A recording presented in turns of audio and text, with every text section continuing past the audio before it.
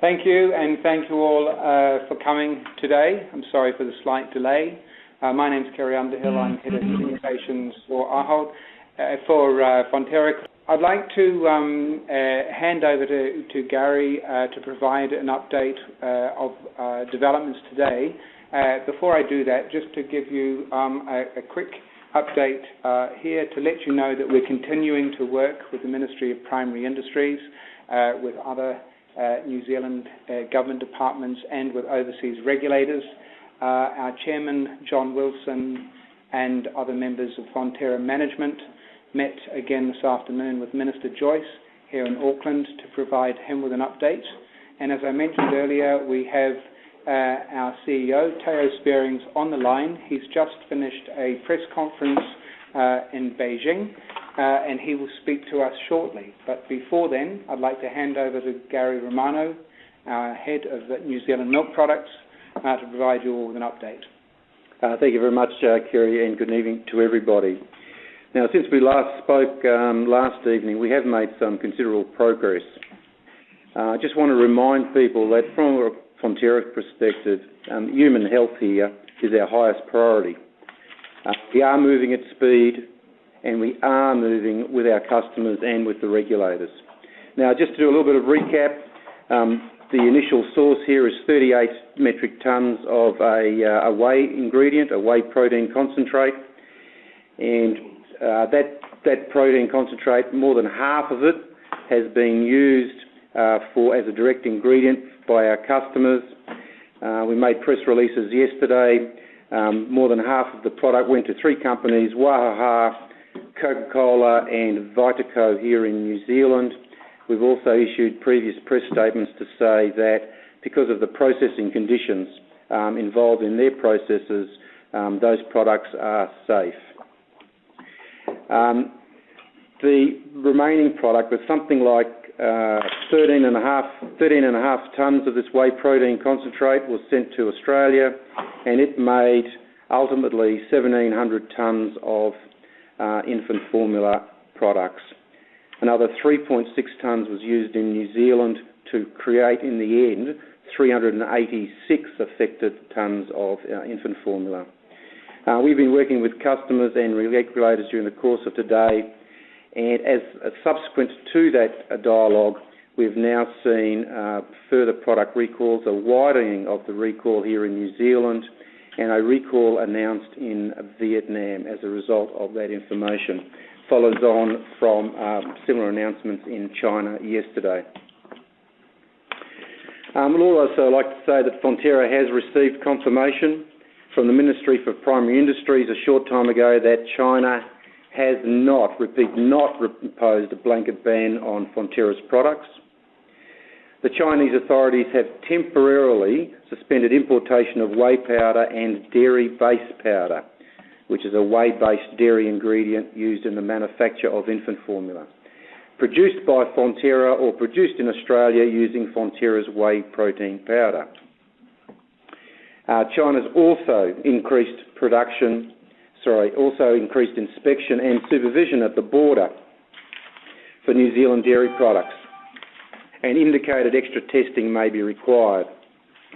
MPI has confirmed that China has not closed the market to New Zealand dairy products, and that China is being quite specific about the range of Fonterra products which has temporarily suspended.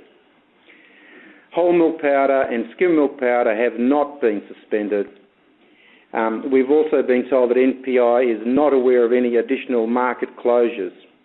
It is, however, getting clarity on reports that Russia appears to have put a temporary ban on New Zealand dairy products. Again, our focus through this is the safety of our consumers. Thank you.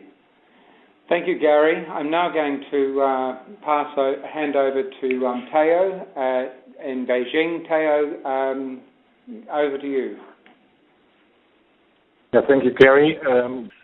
I will, or like you said, I just come from the press conference here in Beijing. There was high attendance, to say the least. I think everybody all media, but even customers, government officials, and our own embassy people were there. I have to say it was a very open and transparent press conference. The level of questions was very fact-based. The media here, of course, it is front, second, and third page, but again, very balanced and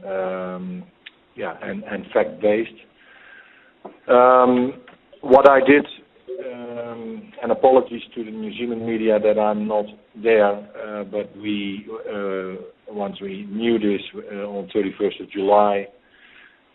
We clearly said that somebody has to be in the key market in China, and that's me and Gary and the team work from New Zealand.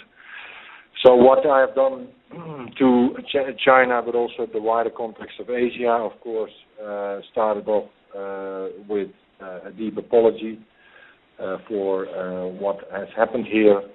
But we are operating 32 sites in New Zealand alone, and this is a sanitation issue which should not happen, but human errors in life do happen, and this is quite a severe consequence which we are trying to manage. I've reinforced food safety. I've really said to them that I understand the distress and anxiety around the country, and I've given them really a full update of where we are. And Gary, you are right, there is no ban on milk powders in general. It is whey products, and it is base powders for infant nutrition where whey is being used, like Gary explained, but it is not whole milk powder, skim milk powder, AMF, butter, etc. I have expressed our strong commitment to China and the way we work and cooperate with local authorities and customers on a global level, but also on a country level. The last few days, Kelvin and myself and the team here have been working together with New Zealand, of course, on key global customers like Coca-Cola, like Danone. From on a top-to-top level, but also the teams on the ground are cooperating in an extremely good way. I've reconfirmed, same as you, Gary, that 20 tons out of 38 tons went direct to customers, to animal feed and to beverage. Animal feed and beverage action have been taken, and there's no food safety issue whatsoever.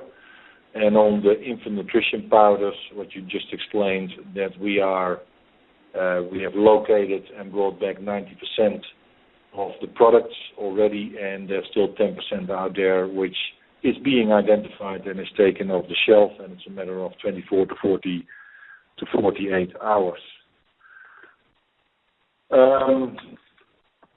I've gone through the sequence of events. There was a lot of interest at this site on the bacteria itself. They understood the timelines that I explained when you produce it at the end of the season as an ingredient. An ingredient has different specifications than infant nutrition products. So once we started to use and produce in Darnham and Waitoa, the specifications go up. And that's when we got first signals. That's when we acted immediately. There is hundreds of strains here, so there are multiple hundreds of possibilities, which took time between March and July. There were a lot of questions on that. I've explained it to the satisfaction of the Chinese environment, and of course reinforced our actions, like we also agreed this morning, is that we do our regular audits of our infant nutrition factories. We will step that up or bring them forward. We will have a temporary increase of testing regime, just to be 100 or 200% safe. That's where I basically left the conference after a lot of questions. I am in China. We will do all media interactions from here because I'm in close contact with the ambassador and with New Zealand government to make sure that we do the right things on a Chinese governmental level. China or the Chinese authorities have received a full detailed technical report this morning. I am going to be available for AQ/SIQ. That's most likely later today or in the course of tomorrow, because they will want us to show up and to talk around this report and to answer questions. Because like you said, Gary, the temporary ban on whey products and base powders will be taken off once the authorities are satisfied about all the facts and findings on what happened in the supply chain and what corrective actions have been taken. And second, that they are fully satisfied that all affected volumes are confined, are in warehouses, and are recalled and back into stores. And like I say, that has to happen in the coming 24 to 48 hours. So I will stay in Beijing until we have a stable, manageable situation. That's where I would like to leave it